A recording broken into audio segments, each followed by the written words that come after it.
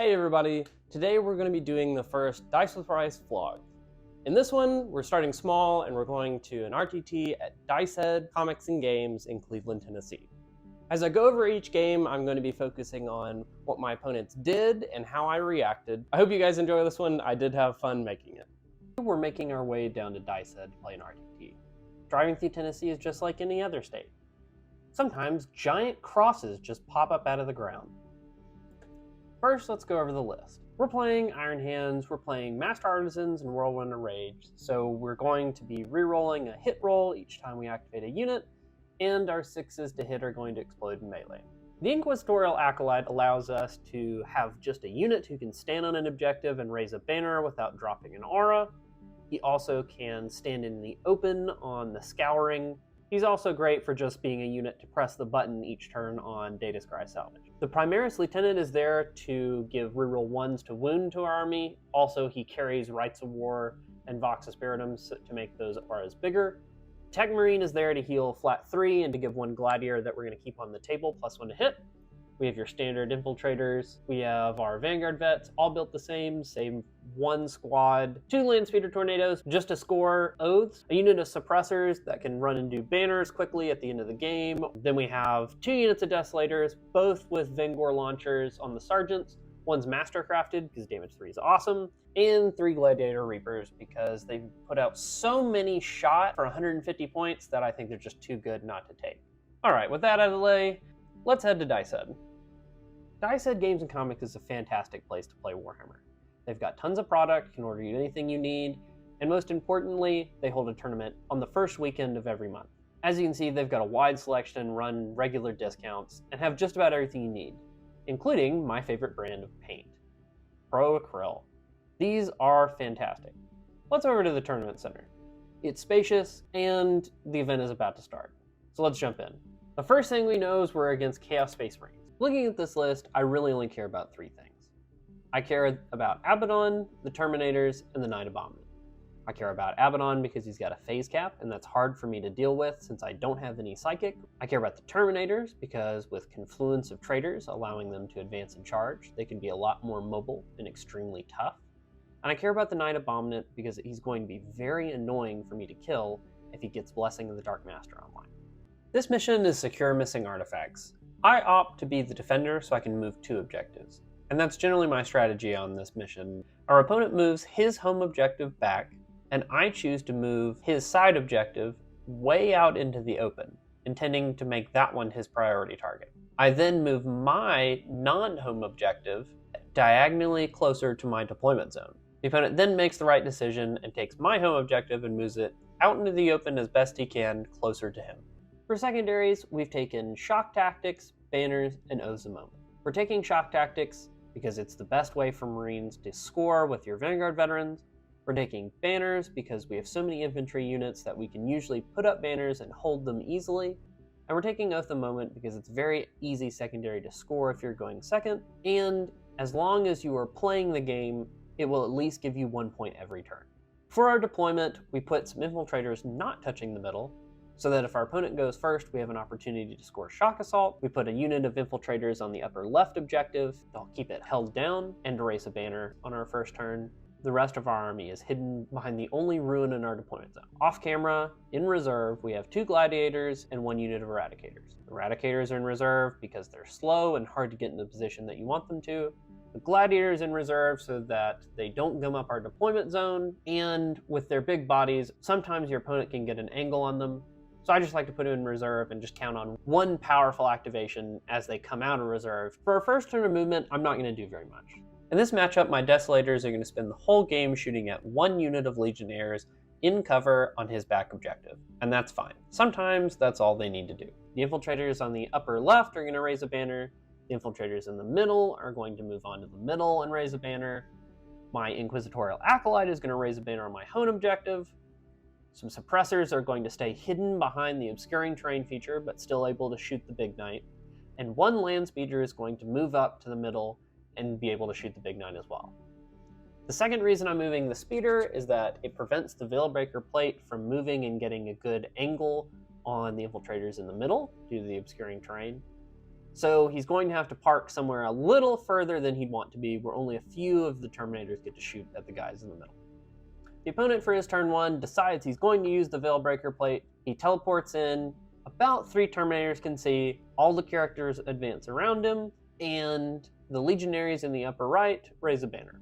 The Big Knight, as expected, moves down to the objective we've chosen for his Secure Missing Artifacts objective and score 3 points at the end of the turn. And, as expected, our Land Speeder is going to bite the dust. For his shooting phase, he deals 1 wound to the Infiltrators and destroys the Land Speeder. With no charges to make, he passes the turn back to me. For this turn, I move the Desolators out to be able to shoot the Knight Abominant, but also to continue peppering those Legionnaires that are always on the back objective. Vanguard Vets moves to the middle to be able to gum up the Terminators on the next turn, or maybe snipe a character. The second Land Speeder moves to get Osa Moment in the middle, and I rolled an advance on my Infiltrators and just parked them right in front of those Terminators to make it as hard as possible for them to move where they want to go. And yes, I brought in all my reserves because I did not want that thing to live at all. Killing it does 2 things. 1, it lets me not have to deal with trans hit no rerolls. And 2, the opponent now has a choice on his turn if he wants to run some Terminators over to hold that objective, or if he wants to continue moving towards the center. So we're stretching him thin where he doesn't want to be stretched thin. My opponent chooses to bring in his Hellbrute at the top. The rest of his army doesn't move, intending to charge the Infiltrators. This is a little bit of an error on his part. He could have moved down a little bit and then charged into the center to take it away from me, but he opts for this play instead. If you're wondering why the battle has progressed so far, it's because I forgot to take a picture. And I forgot to take a picture because my opponent managed to smite and shoot all of the Infiltrators out from in front of him, attempt an 11-inch charge into my Land Speeder, and made it. He then killed the Land Speeder and was strung out to protect his characters. The Hellbrute managed to shoot and kill 1 Vanguard Veteran, then we moved on to my turn. Now that our opponent has put their Terminator brick in the open, we're going to move every unit out to be able to shoot it. I put every single shot from my army into the Terminators and take them down to 3 men remaining. I move a Vanguard Vet unit to the middle to be able to score Oath and to score my Shock Tactics back from the Terminators. And I send the third Vanguard Veteran into a Master of Possession on the other side of the wall in the upper right ruins, which is out of camera.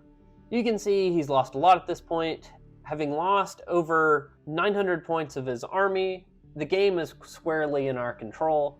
He opts to bring in a second Hellbrute to hold down the back, some Raptors to score his Secure Missing Artifacts objective, moves Abaddon into the center, and moves his character into our Vanguard Veterans. He does manage to kill the Vanguard Veterans standing in front of his Terminators, and the Vanguard Abaddon manages to cleave his way straight through 5 of them. But out of camera, our Vanguard Veterans have killed the Master of Possession. The Vanguard Veterans that are out of camera on the upper right move to the upper right objective to score Shock Assault away from the Hellbrute. Our 1 unit of Desolator moves to block Abaddon off. Our Gladiator moves to be able to shoot off characters. Eradicators move up to be able to touch the point on the bottom right, and the rest of our army just shoots at what's in the open. The final score of this game was 93-36 me. The important thing to remember with RTTs is that it's really a grab bag if you're going to get a very talented opponent or somebody just starting out. In this case, my opponent Michael, this is his first game in his first tournament. Michael, if you're watching this, you're a great opponent and you were a ton of fun to play with. As for your list, I think what would be better is if you cut the Hellbrutes and added in some Warp Talons or some more Raptors for more objective play. Also, while the Knight Abominant is really cool, you're going to have so much more things if you go ahead and drop him. For example, you could add in a Venom Crawler and a unit of Possessed, or 2 units of Possessed. The Venom Crawler would let your casting go off easier and also provide something to hold the back objective, just like your Hellbrutes ended up doing. And the Possessed would be able to spread out and challenge things like Vanguard Veterans or gum up the tanks.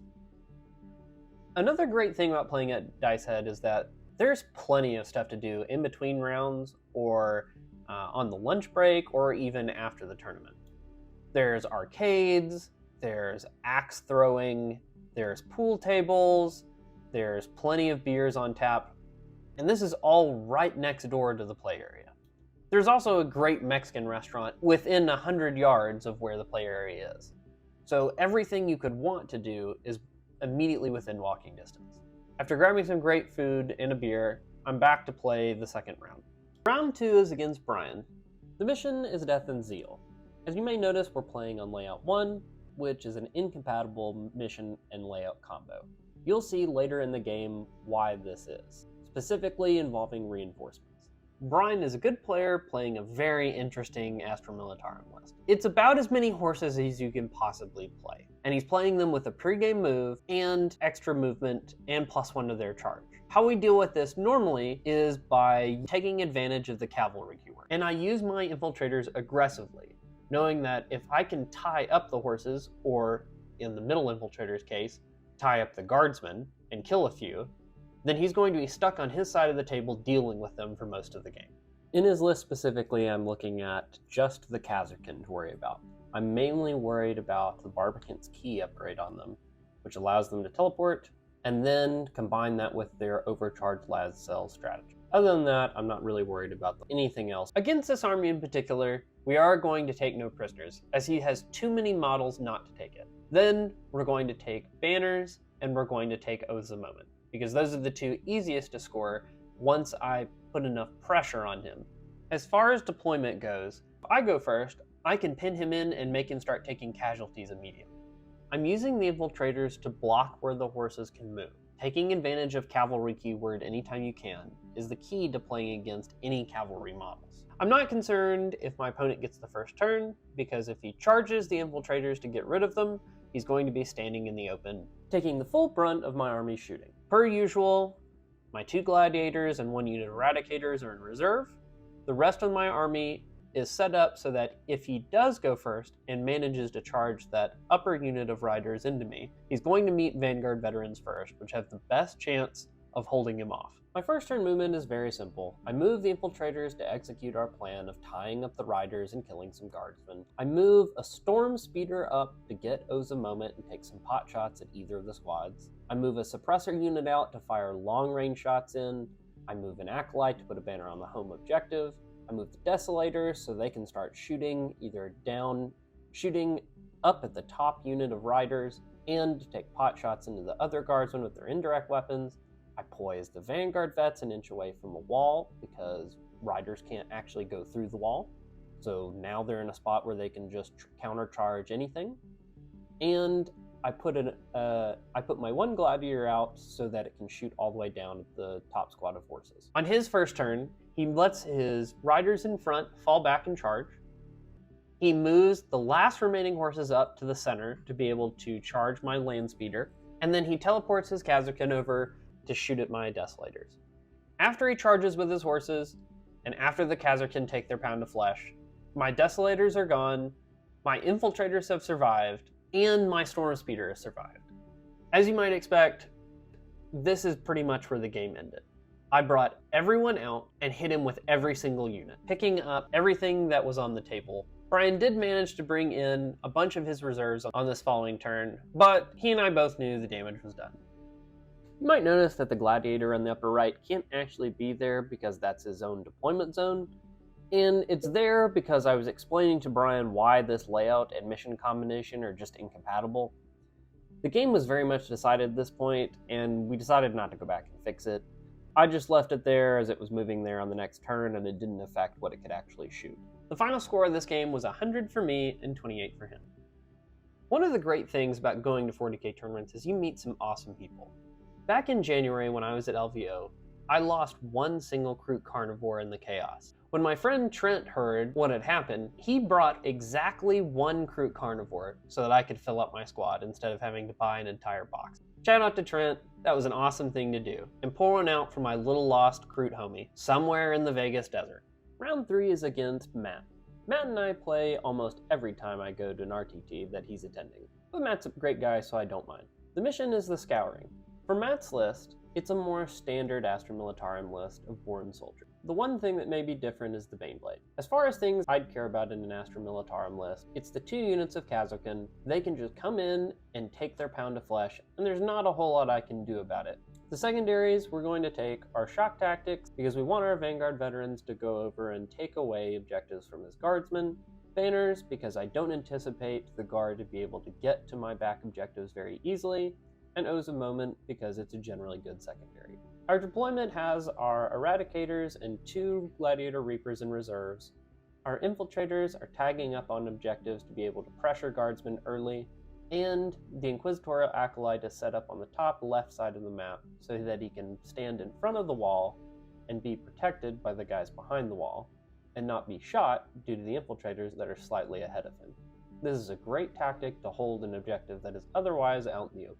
Matt has put his Baneblade into reserve, along with 1 unit of Kazarkin that don't have the Barbican's Key. Very importantly, you can see that his Kazarkin are hiding in the ruin wall, so even if my Desolators try to shoot them, I'm going to have a hard time moving up and shooting them on turn 1, and on turn 2, when I end up shooting them, I'm going to be at -1 to hit from the forest, and he'll get +1 to his save. This is in addition to the indirect. For turn 1, our Desolators move up to shoot the Guardsmen, because we can't shoot the Kazarkin.